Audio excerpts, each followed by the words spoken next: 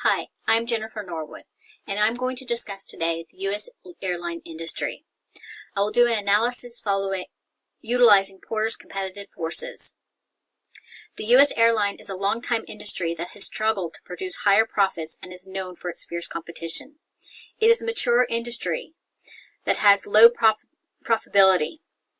Using Porter's competitive forces model, I will look at the causes for that low profit as well as the strategies that U.S. airline industries could implement to become persistently profitable. This is Porter's competitive force model. It shows how the forces shape an industry and its competition. The forces include risk of entry. These include the barriers to enter and the cost to enter, as well as government regulations. The rivalry among companies, which are impacted by four major factors: the industry competitive structure, demand conditions, cost conditions, and the height of exit barriers. Then we have the bargaining power of buyers. This is the buyer's choice and the switching costs. Followed by the bargaining power of suppliers. This is the number of suppliers available, the number of substitutes, the switching costs of those suppliers by companies, or if the suppliers are able to enter the industry themselves. Next, the threat of substitutes. As far as the airline industry, these substitutes constitute the rail, car, bus, and boat. However, these substitutes come at a cost. In this case, it would be time. The power of complement providers, although not originally discovered by Porter, is one that is important. It really highlights how one industry complements the other, such is the case of the tourism industry and how it complements the airline industry. When it is up, the airlines benefit. The rivalry among companies is intense in the airline industry. Since it's a mature industry, competitors have to stay a long time due to these high investments to enter. The strongest forces are the competition between the existing firms and the power of the supplier. Since the rivalry is high, any firm that doesn't have enough capital will be pushed out. If the suppliers change the credit even by a small amount, it can mean a significant loss to these firms. It's costly and time-consuming to enter the market, which lowers this risk of entry. Buyers have a weak force because of low switching costs, and substitutes are weak because they are usually costly. In addition, they can only compete on low prices, convenience, and better service. The competition can be lessened due to brand names. JetBlue is known for its amenities, Southwest for its low prices. But due to low switching costs, it's hard to hold on to a large percentage of the market. The exit price and fixed costs are high, which keep these companies in the business for the long term. Since it costs a lot to enter the industry, it requires a lot of capital and structure. It makes it difficult to exit due to these long-term loans. A fragmented industry that's becoming more consolidated today with the top four airline mergers. Starting in 2005, U.S. Airways and American West Airlines merged, followed by Delta and Northwest in 2008, then United and Continental in 2010, and Southwest and AirTran in 2011, and finally American Airlines and U.S. Airways in 2013.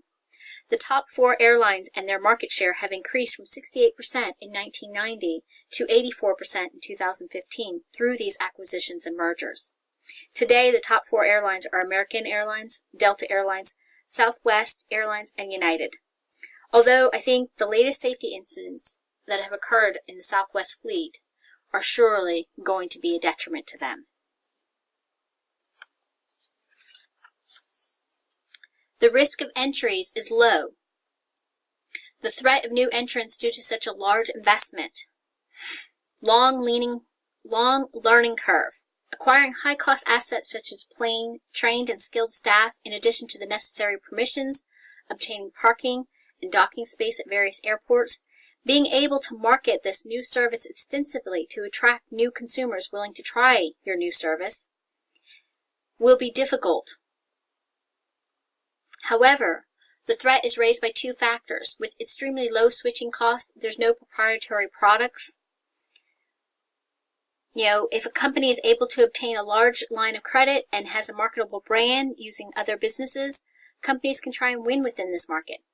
Planes are available for lease or can be bought secondhand, and with the ability to start in a specific region, new entrants can compete with the reduction of initial costs. However, it is difficult because there are additional costs that are not really that are not visible. Things like the tax development in 2015 for the United States.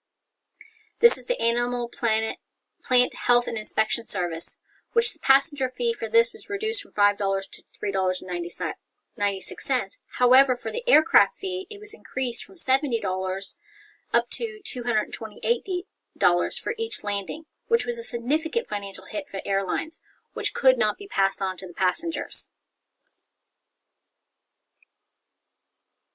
Buyers have a lot of option, so the bargaining power of buyers is high when choosing flights.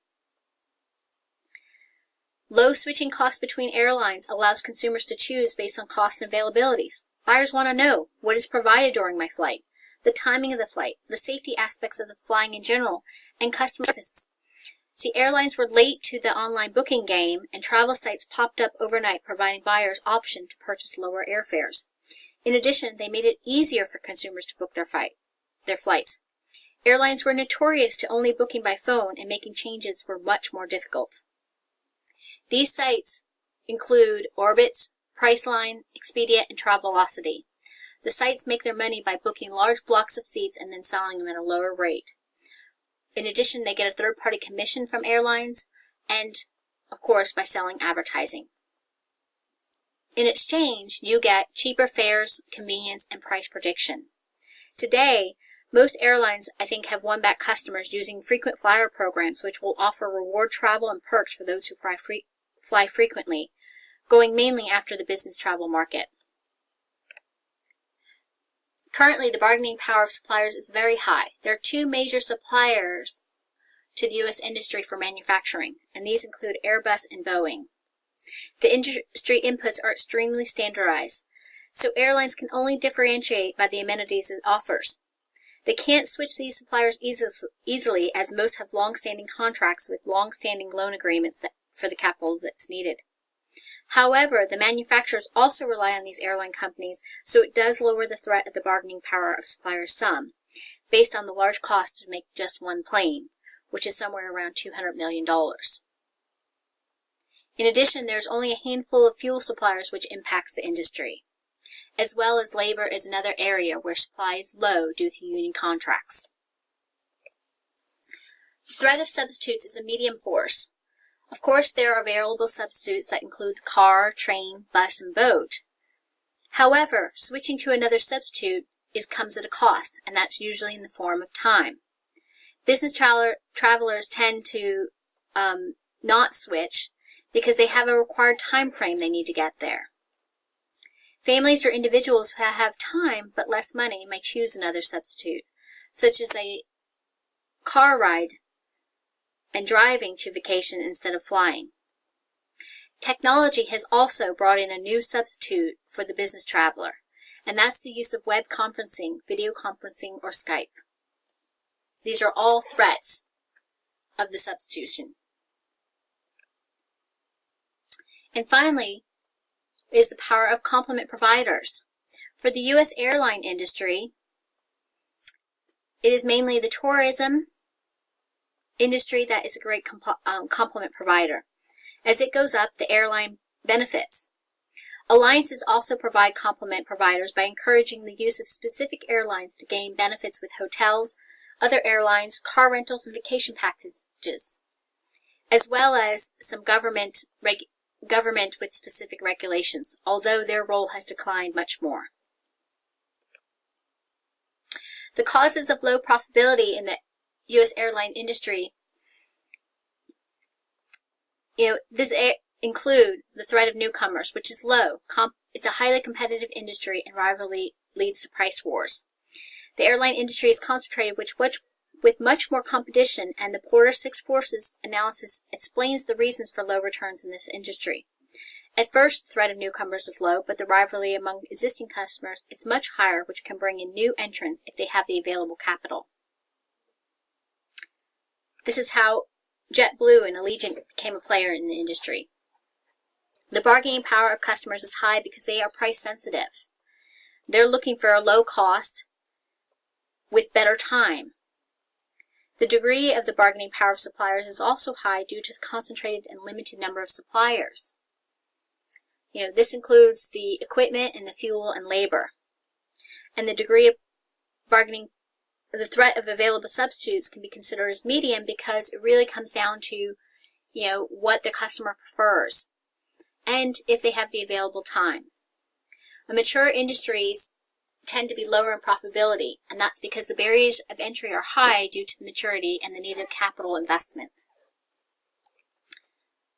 Strategies for the airline to adopt include taking a greener airline approach, invest in research and development options to supply more eco-friendly amenities, or partner with manufacturing companies looking to develop more eco-friendly planes, or partner with service providers that ensure they're providing eco-friendly meal containers and doing recycling. The next one is consolidation through merger. By having the top four airlines considering this, they will gain even more of the market and lower their overall costs. Create a positive flying experience for the consumer. Ensure that they are not only being provided better available options to their flyers, but that the amenities offered in the airport hubs and spoke system provide a comfortable experience with additional wait time. Maybe the option is for long layovers to have access to lounges for long wait passengers, or to provide rooms that can be purchased in advance for these long layovers. Remove schedule constraints. More direct flights and less connecting or layover schedules. It would require redesigning the model for nonstop passengers and making connections a byproduct of where costs can be reduced. Today, those connecting flights are needed so that the planes can fill up, but restructuring that will really cut the turnaround times at gates due to these less connecting flights. It takes a lot of manpower to move passengers and baggage from one plane to the other. By redesigning or removing these schedule constraints, it will reduce that labor cost and reduce the number of people. Flights will depart more quickly without a large time for handling baggage from one plane to the next. This is another example of what Southwest does. Implement a tailored business stream. This is a segmented operation into distinct business streams. This is so that you can handle routine and complex activities separately. Currently, the airlines handle each passenger the same way. If it's a less complicated situation or a very complicated situation, they're handled the same. By simplifying their policies to address the basic needs of the majority of the customers, they can drastically reduce the number of activities addressed by the airports. Reservations and passenger handling processes would be designed so that passengers would not need last-minute changes or long multiple interactions with airline staff or support. If they could use technology to auto-book flights that have been canceled due to weather delay or an event by obtaining some passenger consumer inputs at the time of booking, such as their flexibility, the time of day that they must arrive. If the flight was canceled due to overnight weather delays, would the travel still be needed? These are options within their systems and with technology that they can really change the way that they're handling this. And finally, creating a separate business system for distinct customers. Loyal flyers or business travelers versus leisure travel. To some degree, they've started that with the frequent flyer program, but separate business systems for distinct customers is consideration if you make some of the above changes. You want to still retain your loyal customers or your business travelers who fly frequently. Considering more than one or two distinct classes, or have leisure flights versus business flights, or more specialized services for those customers both in the air and on the ground. The idea is to gain continued loyalty and provide special customer services to these loyal customers. So that is my analysis of the U.S. airline. Thank you for watching.